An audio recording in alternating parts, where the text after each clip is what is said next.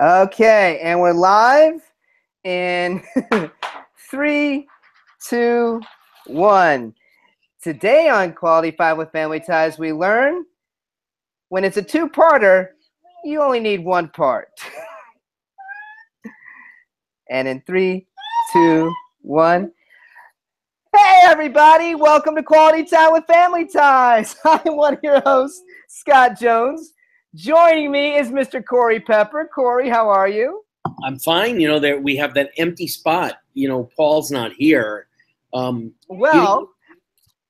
think I found Yeah. the perfect solution, Corey.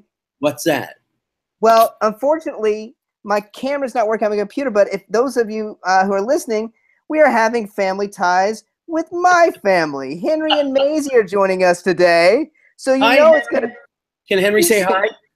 You say hi? Hi. Great. Got it, finally.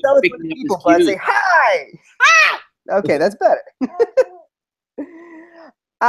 Now, Corey, I got to tell you, Henry has promised to do something he has promised to do since he was like 2 years old, and we started this podcast. We've been threatening for years now that Henry is going to sing the Family Ties theme song. I've talked to him. I think he's ready. I'm going to count, and Henry's going to sing the Family Ties theme song. Right, buddy? All right. Making his national debut to all 5 listeners, Mm-hmm. Henry Jones singing the Family Ties theme song. You ready? 1, 2, 3.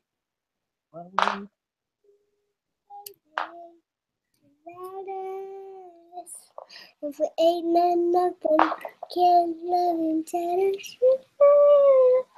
what we can do, baby, without us. I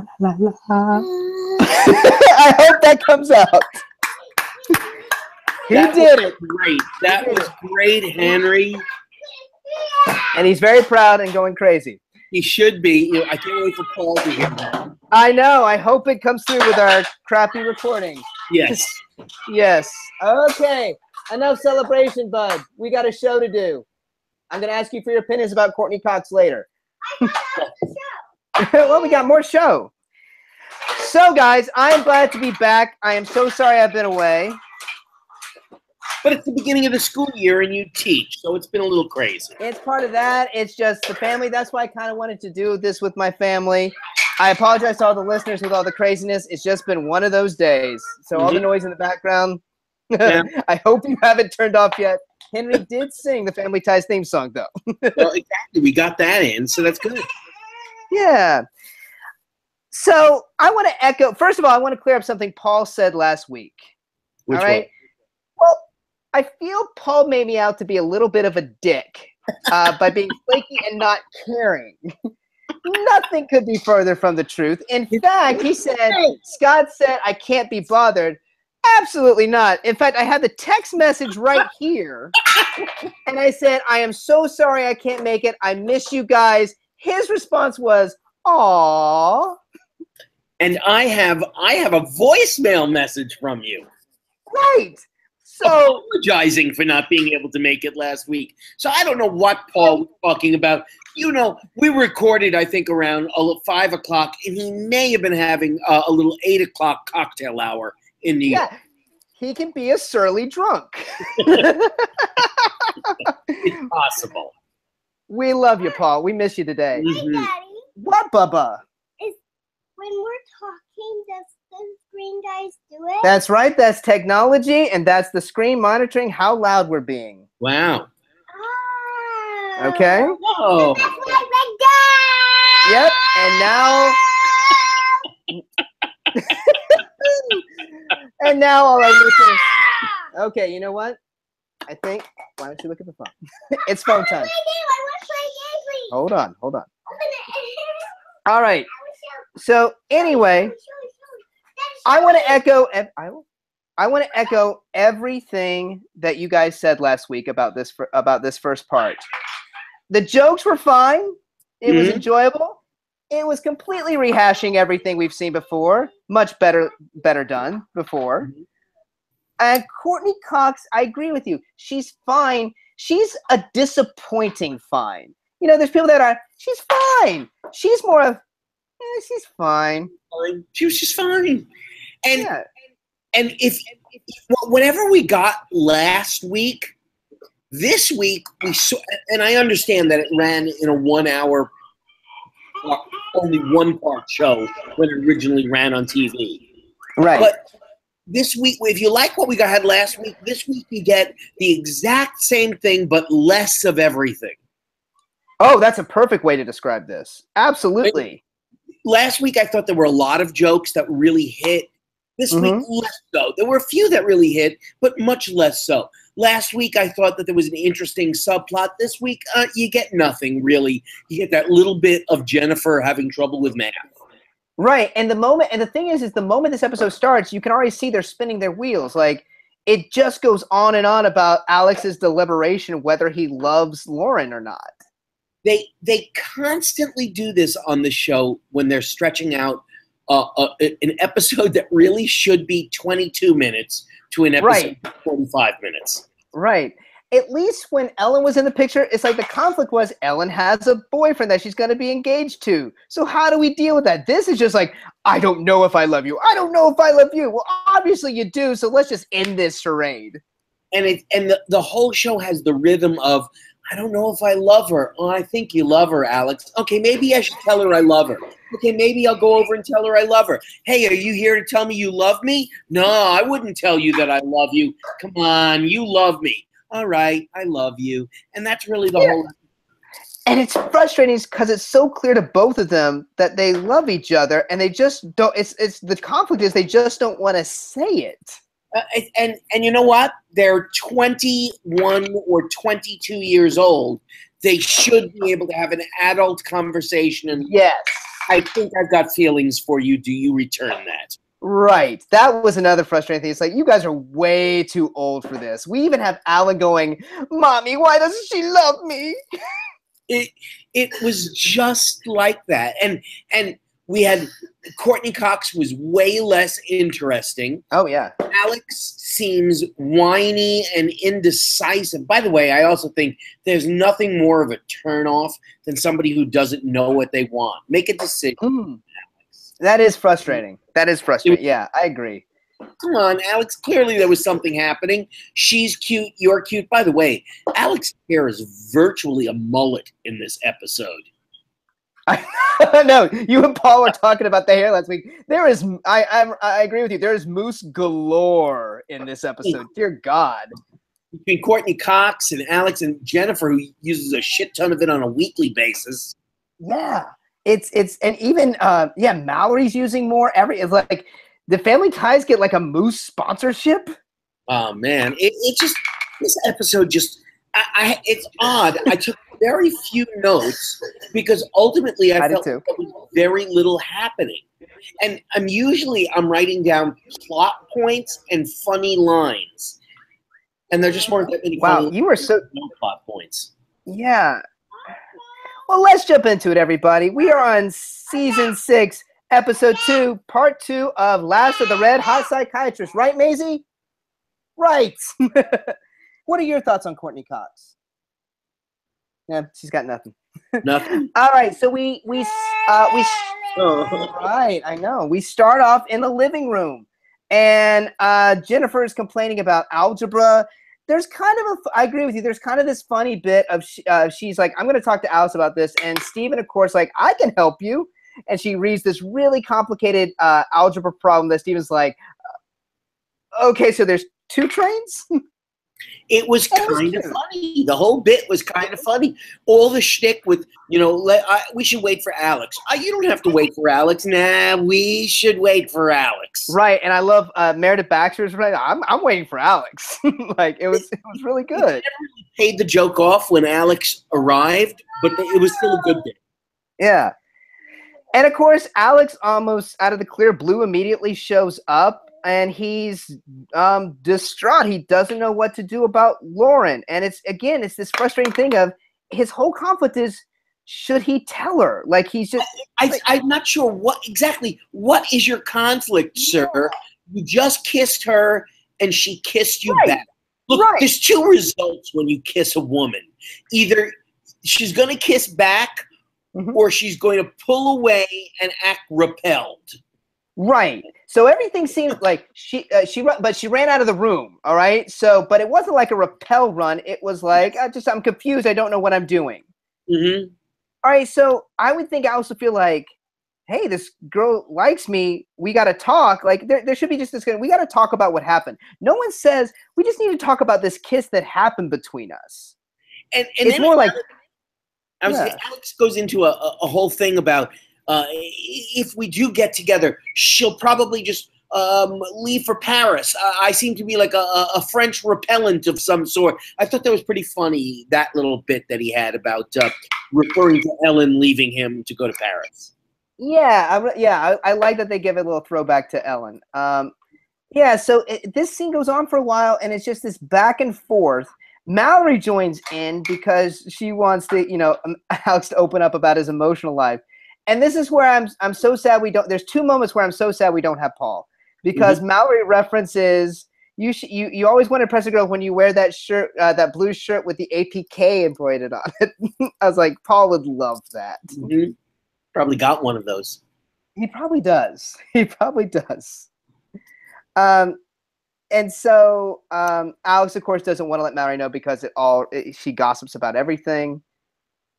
And yeah, and so again, it's this. Just the end of this scene is just basically him not knowing what to do. And 21, what do you mean what to do? You just kissed an attractive single girl who goes to the same school that you go to. What are you supposed to do? Ask her out, numbnuts. Right. Instead, by the way, instead of asking her out, at no point is that even. He instead wants to open up a joint bank account and tells her that he's falling in love with her. Right, exactly.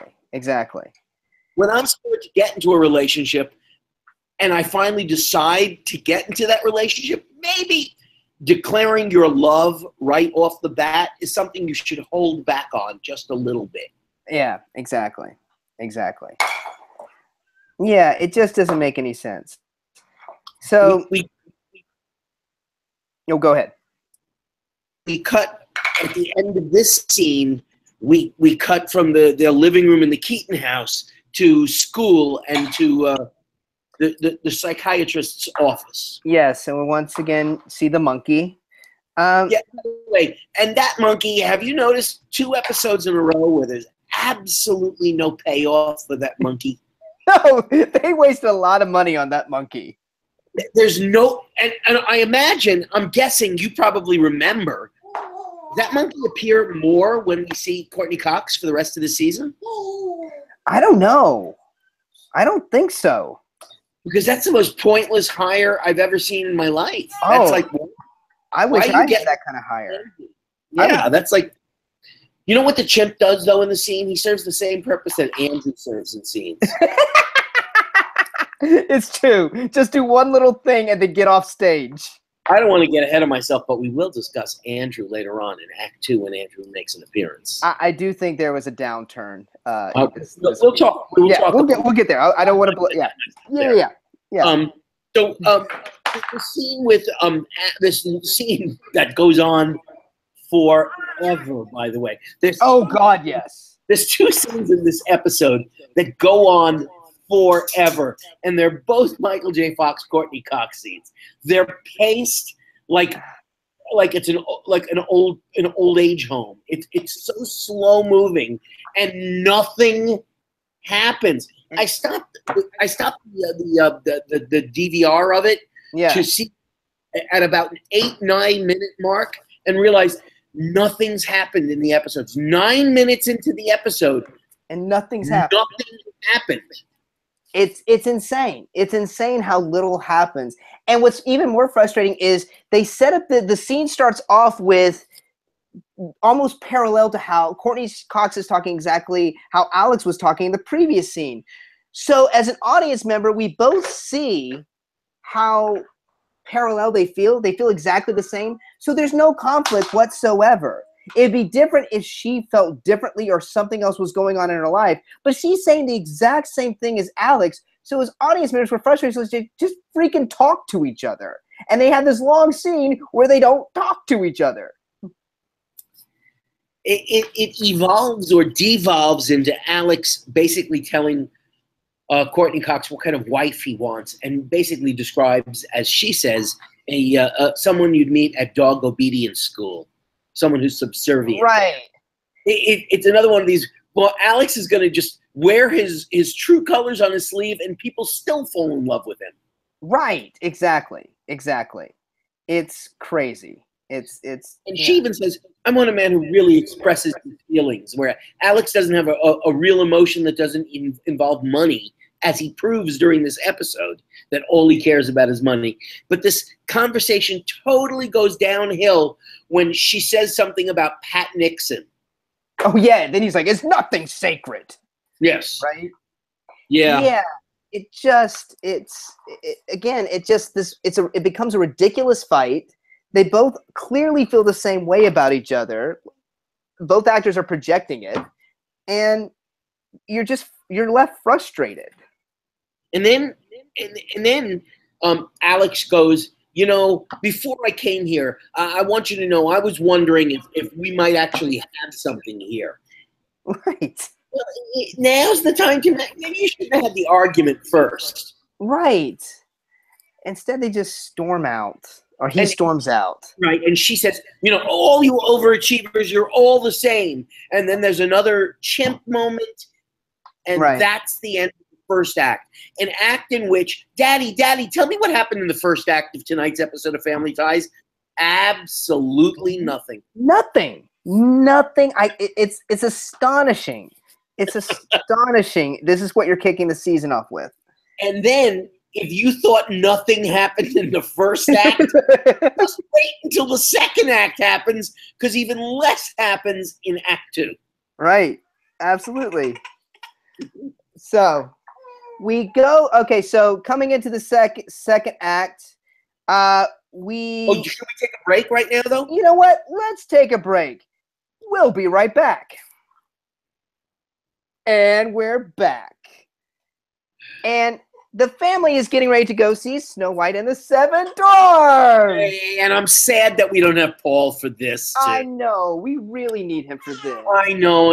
For those of you who are listening, I'm sure we've mentioned this before, but the three of us met doing Snow White and the Seven Dwarfs. If it wasn't for Snow White and the Seven Dwarfs, I don't know where we would be.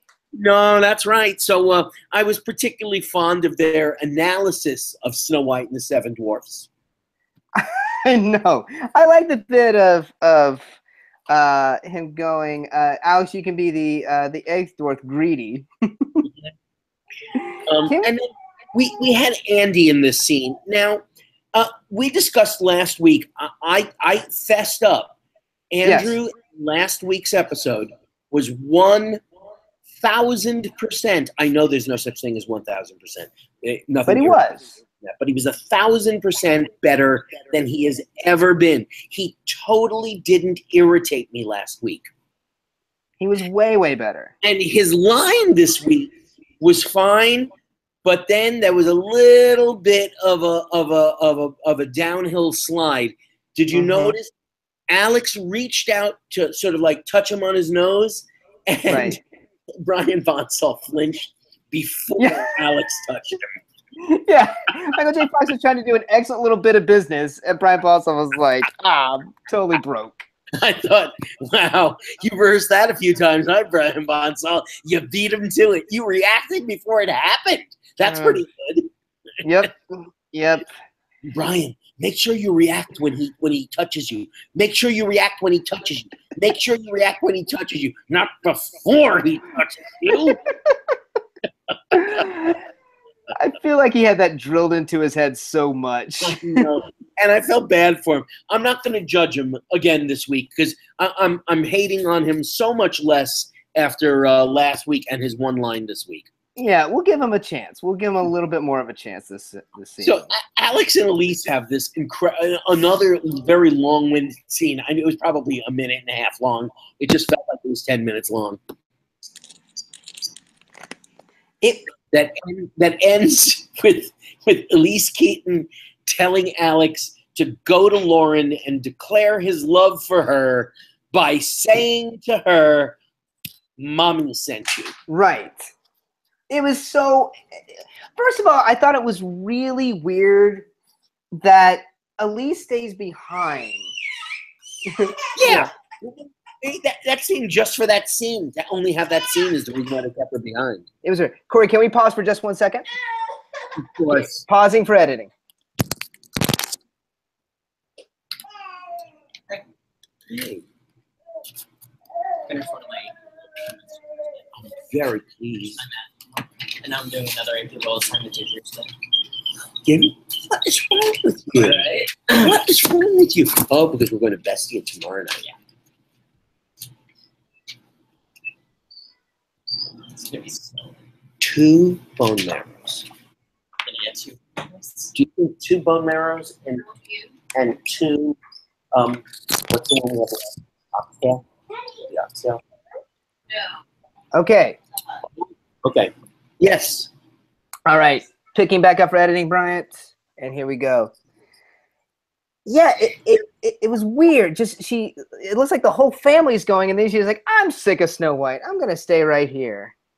And it was like, oh, just to have a scene with Alex? Yep, that was the whole reason. Keep her behind for a scene with Alex. It was the laziest reason. It was very lazy and so obvious after it happened.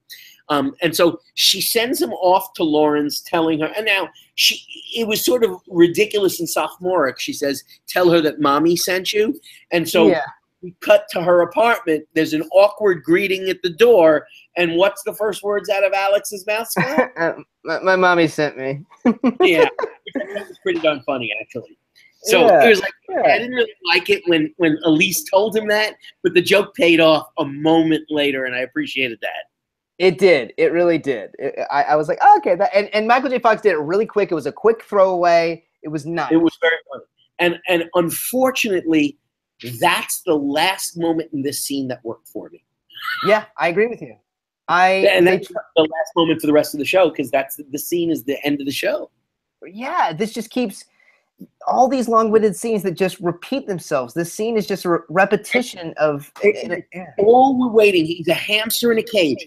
All we're waiting is for one of them to tell the other that I like you. Right.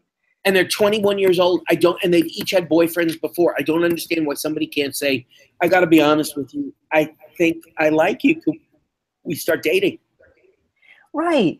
And it's fine if it's fine if they can't say that they like you, but you have to have more of a reason than just their own frustration or their own internal dilemma. And then they keep on setting up the same situation over and over. And that is Alex P. Keaton wears his assholeness on his sleeve. Right. And nods her head. Lauren nods her head just like Ellen did, just like every girlfriend has done throughout the entire show. They nod their head going, I know. It's okay. It's okay. And then he proves over and over again, because there's going to be conflict in subsequent episodes, that it's not okay. When Alex acts like Alex, it's not okay. I know. It's horrible. It's really bad. Yeah. And even by the end of this episode, she says to him, "Oh, with the whole check business, where all he's there is to ask for the check, and then he rips the check up, and then by the end of the episode, he's reaching for the check again." Right. Yeah. It's like, can't you just let this be a nice moment? No. Nope. I do want to point out again. This is sad. We don't have Paul here. The first time the Beatles are referenced on Family Ties, it's I thought of that. We'd been in this scene for a little while, and I was bored, and I wasn't really paying a lot of attention. All of a sudden, my eyes drifted up to the wall of her apartment, and I realized, there's a Beatles poster on the wall, and Paul's not watching this episode. Right. Oh, not just a poster, Corey, a painting of the Beatles. It's this big mural of the Beatles and Alex apparently doesn't know who they are. I really want Paul's take on this whole entire part of the episode. Because, it's this whole bit of they don't know who they are, and Alex, and she's like, Alex, those are the Beatles. He's like, oh, yeah, I've heard of them. We should see them sometime. Yeah. And so I just kept thinking, no one knows more about the Beatles than Paul. His two favorite things colliding together. Yeah. You know, Family Ties and the Beatles in one scene. Yep. Do we know what Paul's Mhm. doing today at all, by any chance? Yeah, play rehearsal? Gay bathhouse. That was my guess. Was gay bathhouse. I was going to say play rehearsal or gay bathhouse. It's one or the other. No idea. No idea. No idea. But yeah, this scene pretty much just spins into them finally saying that they love each other with such a passion that it's almost like now it's just a little strange and odd, your love. It was overboard for somebody who my account, they've seen each other 4 or 5 times. Yes. And to be And they're like declaring love and discussing opening a bank account together. right. And for Alex, that's like proposing marriage. It is. He's sharing money. Yeah, yeah. And we never, ever go back to the Keatons, mom and dad, Jennifer's algebra. They've just, these first 2 episodes, they've totally ignored Mallory and Jennifer and Andrew. And so we haven't seen Skippy yet. And I'm just, let's get to it already. Let's get to the next episode. Let's jump on into Family Ties. I know. I'm leery of this season now because of this. I'm like, luckily we don't have as many 2-parters. Thank God. Thank God. We have 28 episodes instead of 30. Yeah. Oh, why'd you go and tell me that, Scott? I told myself. Corey, you know we have to mentally be prepared for every start of the season, okay? I start each season and I'm always thinking the magic number's 22. And then you go tell me 28. We've hit the 30 mark with this piece of shit before. And who knows? We're probably, we're going to break up episodes. But yeah, I don't know. This, the first part was hopeful. And then it's like, okay, if you're going to go back to this, we're in for a long season. Oh, boy.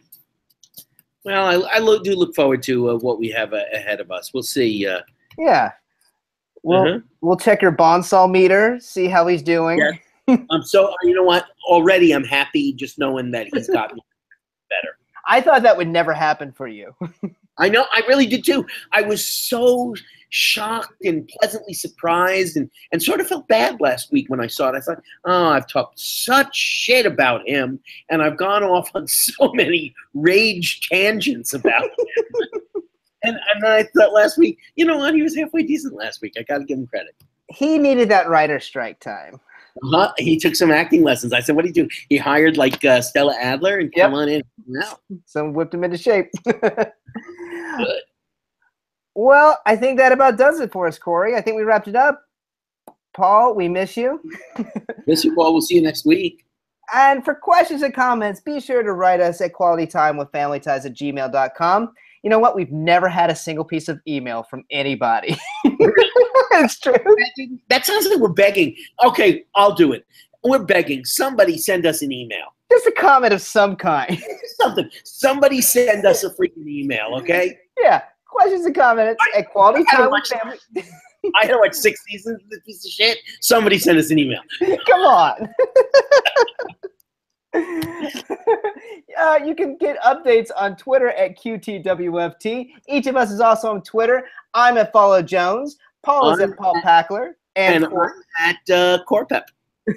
And be sure to like our Facebook page. We'd like to thank our host and producer, Barbara Dillon at Fanbase Press. Fanbase Press is an online conglomerate of geek media online conglomerate of creators and artists that support geek media. Be sure to check out everything that they do. They make amazing comments like the Arcs, Penguins versus Possums, and what's the other one that I really love? Oh, Something Animal. Check everything out that they do. We like to thank Perry Adams, who beautifully performs the theme song Without Us. Check out all Perry's music at perryadams.com. We like to thank Brian Dillon, Fanbase Press's graphic designer and president.